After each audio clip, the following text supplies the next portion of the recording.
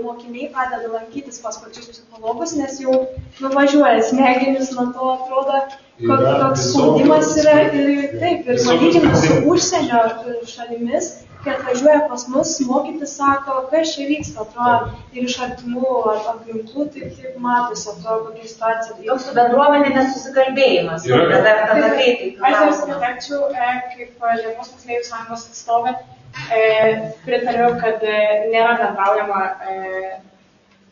švietimo ministerija nebendrauja su pačiais moksleiviais, neatsižvelgia jų poreikius, švietimo sistemos trūkumus, dažniausiai nusprendžia nusukti ir ignoruoti programas.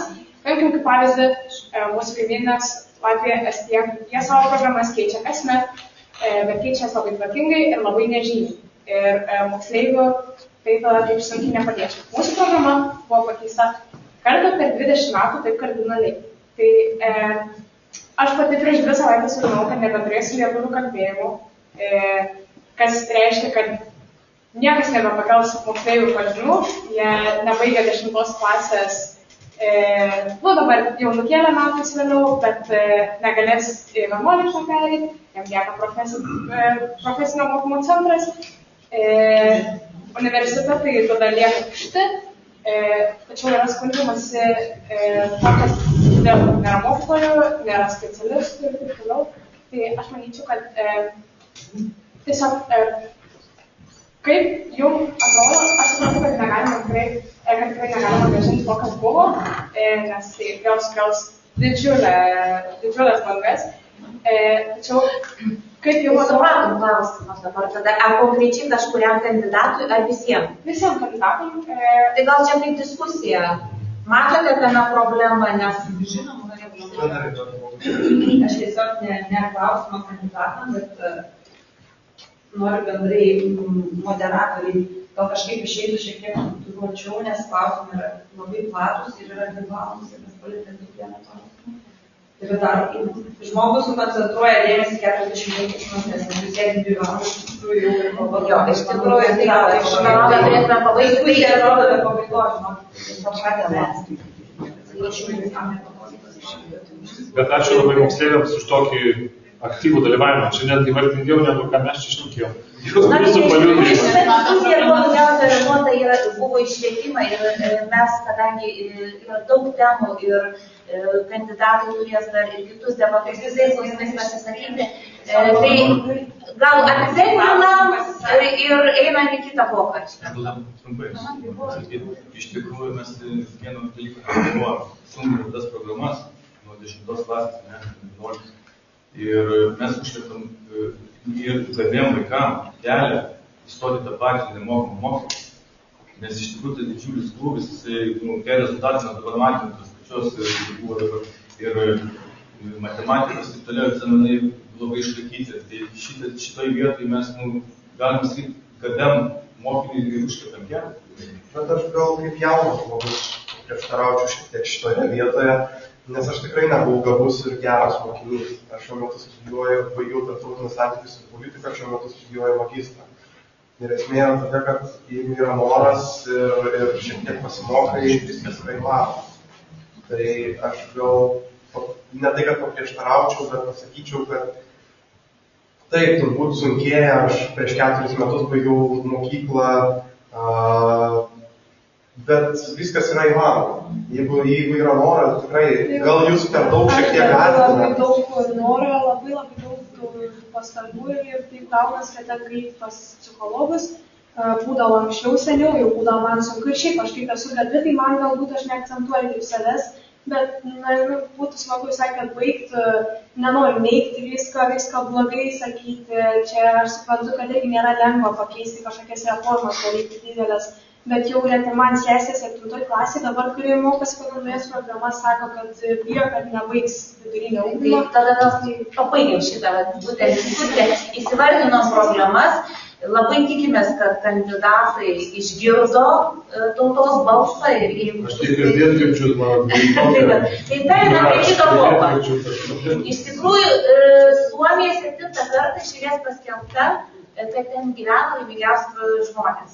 Šiaip buvo net ir kalbėta, kad Suomijoje yra ir švietimo sėkmės modulis, kurį mes galėtumėm kaip ir pritaikyti čia pas mus Lietuvoje. Dabar Lietuva 19 vietoje, o mūsų vyresnių nei 60 metų žmonių laimės indeksas yra 44 vietoje. Tai tikrai labai žemai. Tai klausimas būtų, ką galima būtų padaryti, kad šis rodiklis pakiltų. Tai sekantis dabar... Aš niekada nepradėjau. Taip? Pradėjau. Aš kažkaip pradėjau dabar. Jo, tai dabar jau. Tai pasistengim gal į vieną minutę tilpti. Gerai, atsakymas, čia toks nėra labai platus klausimas, ką galima padaryti, kad kur ta problema, kad mes tokie nesame laimingi. Gal čia tas, kad iš tikrųjų jaunimui mokslas, per daug mokslo. Bet vienas dalykas yra paradoksalus, kad šitiems teiginiams jaunimas tai yra lyderiaujantis Lietuvos pagal laimingumą. Iš tikrųjų, jeigu ne pirmoje vietoje, dabar bijau sumeluoti, bet pirmoje tai Lietuvos jaunimas yra pats laimingiausias. Tai bet čia yra toks lemtas paradoksas, dėl ko visi čia gal Vilniuje. Tikrimis uždarymas ten tas šalies tikriausiai truputį padeda prie laimės. Prašom, Jonai, kaip jūs pažadate? Noriu pasakyti, jeigu jaunimas yra mūsų lyderiaujantis, mūsų vyresnio amžiaus, šitoje vietoje yra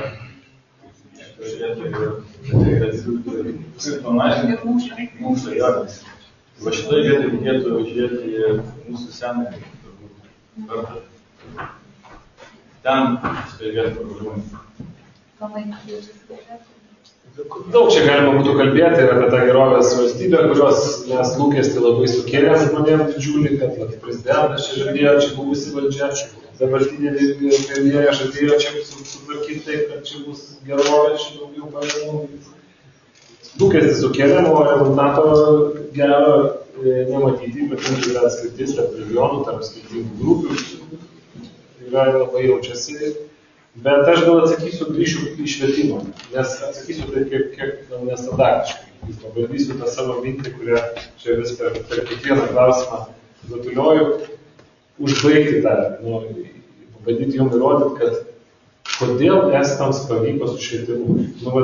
Aš nesu estijos ekspertas, bet mano nuojauta sako, kad ne dėl to, kad ten išsaugojo visas kaimo mokyklas, uždarė kaimo mokyklas, didžioji dalim, kai kurias išsaugojo, kurias uždarė, bet jie iškėlė kelias idėjas švietime, geras, tokias inovatyves, ir šiuo atveju aš grįžtu prie savo tos mažos klasės, kai tu iškėlė idėją, ne rytoj jums reikia kažkoje mokykloje palikti 7 vaikus, ne. Čia nacionalinė idėja, kai tu iškeli nacionalinę idėją, kuri patraukli ir kuri galiausiai realizuojasi to, kad mokytojas mokykloje jausis taip pat kaip privačioje mokykloje, kurioje yra puikios darbo sąlygos. Ne visos yra puikios, bet daug kur yra. Kai mokytojas turės kanceliarinės išlaidas, kai parengtas normaliai, kai mokytojas turės pagalbą visais reikalingais momentais, kai tas komfortas mokytojų iš tiesų bus rimtas, ir tada, kai tą idėją iškelsim ir link jos eisim, tada ir bus rezultatas. Kai nėra idėjų, yra idėja padaryti progresiją prestižinę, tai nieko. Taip, kodėl būtent aš pasirinkau, pradėsiu gal taip atsakyti, kodėl aš pasirinkau konservatyvės pažiūras ir kodėl aš pasirinkau dešinėsis jėgas. Tai dešinėsis jėgas būtent šneka apie bendruomenę ir bendruomeniškumą. Tai aš sakyčiau, kad būtent vyresnio amžiaus žmonių laimingumą galėtų pagerinti būtent bendruomenės, bendruomeninės veiklos. Ir aš turiu namuose, anykščiuose, močiutę, kuriai 73 metai, ir aš taip pat vakar pas ją nakvojau, klausiu močiutę, o pasakyk, išvardink man 3 dalykus, kurie tau labiausiai kelia, ne tai kad pasitikėjimą savimi, bet kelia džiaugsmą. Tai nepaisant tų, kad išvardino anūkai ir ten šeima, tai pasakė, kad yra nemokamų renginių anykščiuose, taipogi, man teko vakar bendrauti su velžiečiais sakė, kad jūs irgi turit sočiai renginių. Taip pat sakė, kad jai labai yra svarbu kelionės, čia jau asmeninis dalykas, ir labai svarbu, kad nėra šiuo metu karo šalyje. Tai aš sakyčiau, kad tai atliepia dalimi ir visų pensininkų, ir visų vyresnio amžiaus žmonių siekį būti saugiems, aprūpintiems ir visai kitaip. Taip, mes galime diskutuoti, kad sveikatos problema, mes turim problemą, socialinė apsauga vėlgi mes turim problemą. Bet mes turėtum žiūrėti į smulkesnius dalykus. Žodžiu, renginiai, kelionės ir... Aš pavyzdžiui, prieš keletą dienų buvau susitikus su Vilniaus miesto pagyvenančių žmonių asociacija. Jūs patikėkit manim, bet tas bendruomeninis dalyvavimas bendrose veiklose, išvykos, kažkokie tai bendruomeniniai užsiėmimai, jie antiek gyvi yra visi. Tai aš manau, kad ypatingai seniorams reikėtų kuo daugiau tokių neužsidaryti namuose ir suteikti tų sąlygų išeiti ir gyventi tą pilnavertį gyvenimą, nes tik buvimas namuose yra. Sekantis klausimas.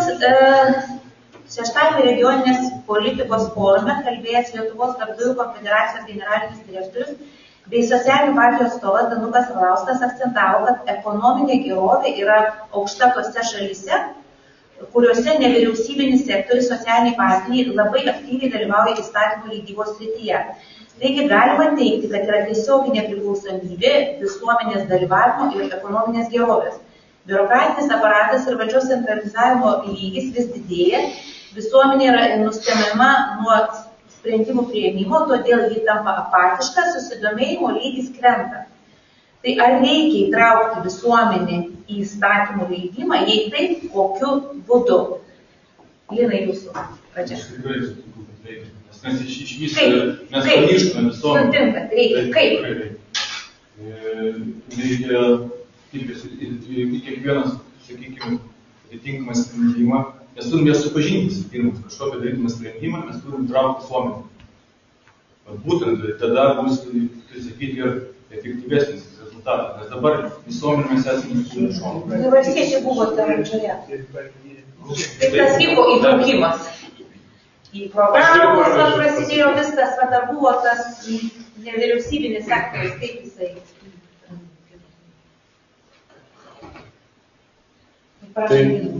Žiūrėkit, visuomenės nereikia kažkaip dirbtinai įtraukti, visuomenė įsitraukia pati, visuomenė pasiima tiek laisvės, kiek jinai sugeba. Taip, yra keletas instrumentų svarbių, tai yra masinės organizacijos, kurias mes turim, masinės organizacijos, tai yra partijos, profsąjungos, ir tos, kurios jungia daug žmonių. Ne šiek tiek, tai lobistai, kurie ateina į Seimą, tai Danukas ateina į Seimą, jisai tai susitvarko viskas su savo reikalus. Bet masiškumas jaunimo organizacijos numerį regionuose, politinius turime beveik vieną. Tai yra šau, čia jau meta akmenį mūsų... Ne jūsų, bet aš... Mūsų rajono daržas. Jokių būdų jūsų rajono apskritai, aš daug po Lietuvą važinėjau, labai blogai su jaunimo politinė organizacija. Ne, jos yra, bet jos silpnus, susilpnė. Tai ką norėjau pasakyti? Saugos švietimas labai svarbus instrumentas, kuris dabar yra, reikia pagirti šitą valdžią, padarė tą vadinamą krepšelį, kur gali tikrai labai nemažai dalykų, net 500 eurų gauni. Ir tai yra geras sprendimas ir jį reikia plėsti. Ir svarbiausia, tai vienas iš pavyzdžių, ką man teko šioje kadencijoje daryti, tai yra pavyzdžiui streikų laisvė. Pas mus biurokratiškai apriboti streikai taip stipriai, kad žmonės negali normaliai kovoti už savo teises, išskyrus viešas sektorių, kur normaliai mokytojai pavaro, bet kur privatus ten prasideda teismai, ginčiai ir ten negali streiko normalaus įrengti. Mes dirbam, kad liberalizuoti streikų teisę. Tai yra viena iš fundamentalių teisų, kaip tu eini link didesnio atlyginimo. Kitų kelių kapitalizmas nesukūrė. Tai šitoje vietoje aš apibendrinant noriu pasakyti, kad kažko labai dirbtinai daryti nereikia, reikia mylėti šalį, džiaugtis tą laisvę, kurią turim ir pasiimti viską apie savo rankas. Bet yra taip, kad valdžia atitrūkusi šiek tiek, tie socialiniai partneriai. Jūs valdžia patys suformuojat, nuo jūsų priklausys, kas sėdės Seime. Bet atsisės Seime ir paskui viskas. Ir 4 metai ir paskui prieš rinkimus mes jūs visus pamatom. Tai va čia ir yra tas klausimas. Kaip padaryti, kad... Įsitraukti ne tik į balsavimą, bet į kasdienių sprendimų priėmimą. Čia visus Danukas plačiajas. Ta prasme, įsitraukti ne į jo organizacijos, kuri lobina stambaus verslo interesus arba vidutinio verslo. Įsitraukite į savo interesų organizaciją, kuri jums patinka. Tai yra, jeigu jūs mokytojas, tai mokytoja, jeigu moksleivis, tai moksleivio. Ir tai yra dalyvavimas. Vien balsavimu, demokratijos nesukursi balsavimas yra netoks svarbus kaip pats dalyvavimas. O ką jūs dabar darote, tai yra kelias link įsitraukimo. Nes debatų daugiau niekas šioje tigrių neorganizuoja. Išskyrus, žinau, Karinkų, kuris atvažiuoja, padaro ten, kaip visoje Lietuvoje tą sistemą ir tiek. Daugiau niekas neorganizuoja. Buvo net pasakymas, kad tų debatų tiek daug, kad net žmonėms per daug tos informacijos yra dar sunkiau pasispręsti. Tai gerai, prašom. Žinot, aš gal pradėsiu, mėly gyventojai, kalbėti iš kitos pusės. Mes daug kur nesutinkam su prezidentu, mano pažiūros kartais su juo kertasi, aš nepalaikau jo gerovės valstybės kūrimo idėjos, nes manau, kad jinai yra per daug, nepabijosiu pasakyti, komunistiškas dalykas. Bet kurioje vietoje aš gerbiu prezidentą, kad atsitikus dienai X, jisai ką daro, tai daro apklausą. Ir mes turim tokį prezidentą, kuris pristaiko prie visuomenės poreikį. Jisai padaro apklausą ir išeina po 2 savaičių su tam tikru atsakymu į klausimus. Tai šioje vietoje, aš sakyčiau, turėtų panašiai operuoti ir Seimo nariai. Aišku, ne per tokį trumpą laikotarpį, ne per tokį ilgą laikotarpį kaip 2 savaitės. Sakyčiau, turėtų būti greičiau, ypač krizės atvejais. Bet vėlgi, mes šnekam, tarkime, apie referendumus. Referendumuose 1992 metais Konstitucijos referendume dalyvavo 75 procentų. O tarkim, jeigu mes įmam referendumą dėl dvigubos pilietybės, nes susirinka reikiamas kiekis žmonių, tai aš sakyčiau, kad mes turėtumėm šviesti jaunus žmonės pilietiškumo, kodėl mes turim balsuoti, kodėl mes turim dalyvauti politikai, kodėl mes turim būti aktyvus ir kodėl mes turim dalyvauti visuomeninėje veikloje. Ir aš tą savo pavyzdžių rodau. Bet apie klausimą, manau, kad tikrai taip. Aš pati kaip bendruomenės atstovė puikiai matau tą iš vidaus, kaip, aišku, dabartinė mano patirtis yra tik savivaldos lygmenį, bet aš puikiai matau, kaip dažnu atveju netgi savivaldos atstovai neatliepia bendruomenės norų ir lūkesčių ir šitoje vietoje mes turėtume pirmiausia stiprinti tą bendruomeniškumą tarpusavyje. Nebijoti sakyti savo idėjų, nebijoti jų iškelti, nes labai dažnai visuomenės tas balsas atliepia didžiosios daugumos nuomonę. Nebūtinai, aišku, gali būti ir įvairiausių grupelių, bet tie, kurie leidžia įstatymus, tie, kurie vykdo tos įstatymus, jie privalo sužvelgti bendruomenės nuomonę. Ir nekartą mes įvastame apie tai. Tai jūs turite, ta prasme, kviestis, diskutuoti ir apskritai stiprinti pačias bendruomenės. Bet čia vėlgi nuo pačių bendruomenių priklauso. Vienas yra stipresnis, kitas silpnesnis. Bet kokiu atveju tikrai turime klausytis visuomenės. Dėkui. Tai gal einam prie kitą klausimą.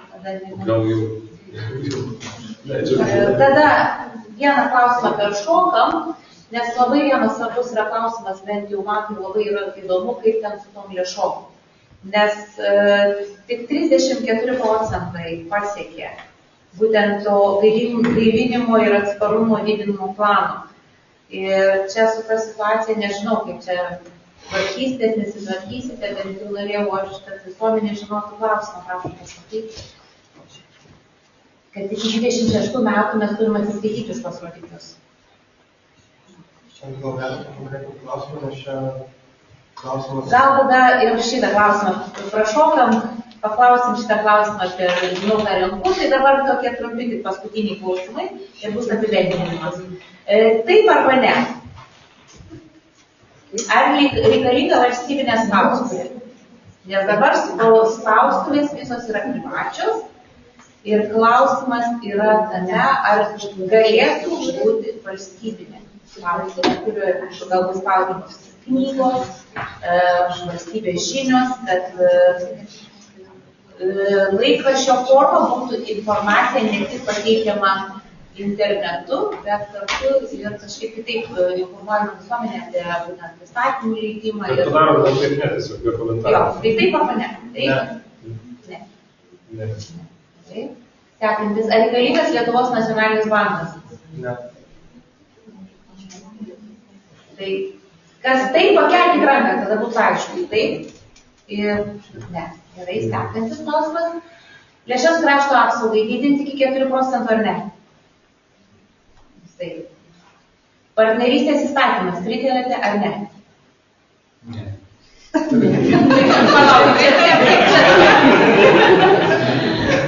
Taip ir ne. Kamala Harris ar Donaldas Trumpas? Kamala, kur čia taip, kur ne? Nu, čia jau. Taip. Už moterį. Kaip? Už moterį. Donaldas Trumpas. Ne, garsiai pasakykit, nes tai... Aš tai už moteris, aš tik už Kamala Harris. Kamala Harris. Už demokratijas. A jūs už Trumpą? Antra pensijų pakopa, grąžinti pinigus ar ne? Ką padarysim? Klausimas. Socialdemokratai už Harris, žinau. Šaunus vaikinas. Antra pensijų pakopa, grąžinti pinigus ar ne? Tai čia balsuojam, kaip... Taip, jeigu taip, pakeliat ranką. Taip. Visi, grąžinsite pinigus. Poreikis. Čia buvo klausimas, kad susijęs. Vakar įstatymą pateikėm. Visi 3 įstatymai. Vienas valstiečių, kitas konservatorių, trečias demokratų praėjo. Bus grąžinimas. Bet ne Tada visi. Ne, nu pabaigime. čia taip ne, nu čia neįmanoma. Trys pažadėti, dabar žiūrėkite, paskutiniai 3 darbai, kuriuos jūs pažadėsite padaryti, jeigu būsite išrinkti į Seimą. Konkretus. Pradėkime nuo Dominyko. Taip, tai ugdymo įstaigose ir darželės atsiras prevencinės priemonės prieš narkotinės psicotropinės medžiagas, kaip įmanoma ankstyvesnėme amžiuje. Taipogi tarsis su ekspertais ir visais kitais interesuotais asmenimis dėl būtent šios problemos. Tada statutiniai valstybės tarnautojai uždirbs Lietuvoje, mano skaičiavimu, bent jau Ką jūs padarysite konkrečiai? Tai aš jau vidutinis darbo užmokestis. Atsakykite. Ir trečias dalykas, kad regioninės problemos bus sprendžiamos aktyviau, neuždarinėjamos ugdymo įstaigos ir sveikatos priežiūros. Neuždarinėjimas ugdymo įstaigos, kaip tėvus. Irma, prašom jau. Mano 3 darbai, tai pirmiausia kultūros prieinamumo didinimas, konkrečiau tai būtent VŠ ir kultūros krepšelio prieinamumas mokyklininkams, kol dar nėra padaryta. Tada peržiūrėti tvarkas dėl amžiaus ribojimų gydymosi nuo priklausomybių. Dabartinis amžius yra 14 metų.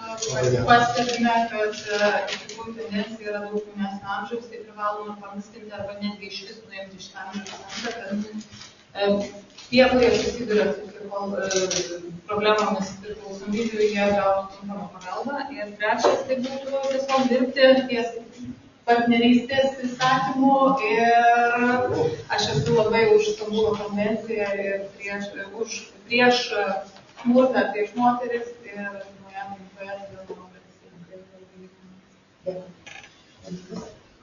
Man būtų 3 tokie, tai jaunų šeimų būsto įsigijimo gerinimą, tai pagal palangesnės sąlygas būtų tai gauti kreditą. Tai čia yra tikrai labai aktualus klausimas jaunimui. Toliau tai būtų regioninės politikos ir patys kelių problemų sprendimas. Šiai dienai tikrai kelių būklė ir aplamai regioniniai keliai tai yra sunkiai padėti. Tai vėl šitai vietai. Tai trečias, manau, kad šitą klimato kaitos didinimas. Žaliojant energetikos. Ką jūs konkretus kažkokius darbas jūsų? Tai būtent žaliosios energetikos panaudojimas. Aš čia gal kiek kitaip atsakysiu, labai trumpai. Tai čia yra laikraštis, kuriame aš pristatau visas savo kadencijos darbus. Tai man puslapį, visus tos 130 atsakymų, kur teikiau, bet iš tikrųjų esminius 3-5. Ir pabaigoje aš turiu tokią viziją Lietuvos šiaurinėje apygardai, su mūsų apygardų žemėlapiu gražių. Tai 3 dalykai iš to, ką aš noriu padaryti, taip asmeniškai, nes tai globalūs dalykai, mes kaip Seimo nariai dalyvaujame globalių dalykų sprendime. Mano vertybės yra centro kairė, aš visą laiką balsuoju už tą labiau mumis besirūpinančią valstybę, už didesnės pajamas viešo sektoriaus, tai čia yra, kaip ir tas nieko nesikeičia, bet tai negali sakyti personalinis darbas. Kalbant apie personalinį darbą, tai mano prioritetas bus viešas transportas tarp miestų, tarp regionų ir centrų. Jis yra nykstantis ir čia yra skubių reikia pataisų, skubaus darbo dėmesio visiškai tam nėra. Tragedija, kai jis įvyksta, neįsiu į detalės. Antras klausimas yra miškai. Mano istra yra vis dėlto apsaugoti miškus, sukurtis kitokį požiūrį, kitokią politiką į miškus, bet ne ta, kad viską drausti. Ne, tiesiog sukurti alternatyvų požiūrį į saugomą teritorijų ekonomiką, vystyti ją, bet tuo pačiu ir saugoti mūsų sengirės ir panašiai. Na ir sutinku, jums regione, mums visiems regionuose reikia žmonių. Mes turime infrastruktūros, turime mokyklas, turime ligoninės, viską turime, bet neturime žmonių. Ir tai yra pirmas klausimas. Kaip pritraukti, kaip paskatinti įsikurti.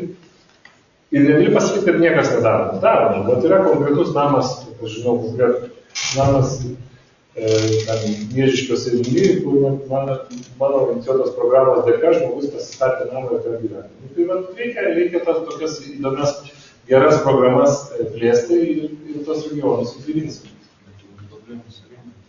Dėkui labai kandidatams, iš tikrųjų labai toksai gavosi ilgas pokalbis, aš taip ir nepažinau, bet iš tikrųjų pažinom jūsų vertybės, supratom jūsų pozicijas.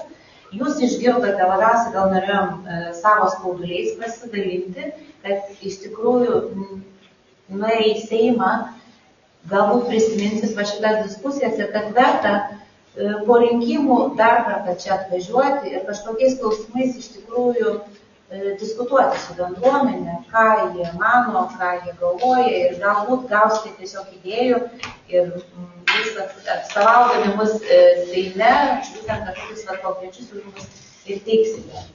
Aš dėl susitikimui, kaip sakote, kad mes jeigu išėjom į Seimą, tam pamirštume dar ką. Tai aš noriu pasakyti, kad jau 2 metai, kaip esu taryboje, mes būtent ir kaip tarybos nariai darydavom susitikimus su gyventojais. Visą laiką laikydavom tas pačias seniūnijas gyventojais, šnekėdavom apie tas visas problemas ir toliau. Mes per tos 2 metų važiavę visas seniūnijas, vėl tas problemas. Tai va tas dėmesys būtų reikalingas. Bendravom, diskutuojam, kokias problemas ir paskui sprendžiam. Tai ką papuojam, kandidatom,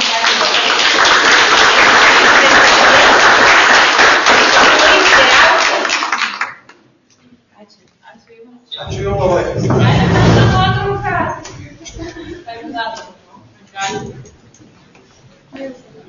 Tai su visais dalyviais bus įdomiau. Su fanais ir vėliavėlėm. Su fanais ir vėliavėlėm.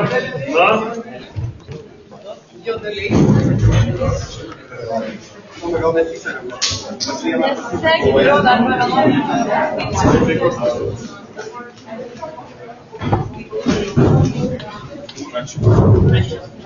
Ačiū už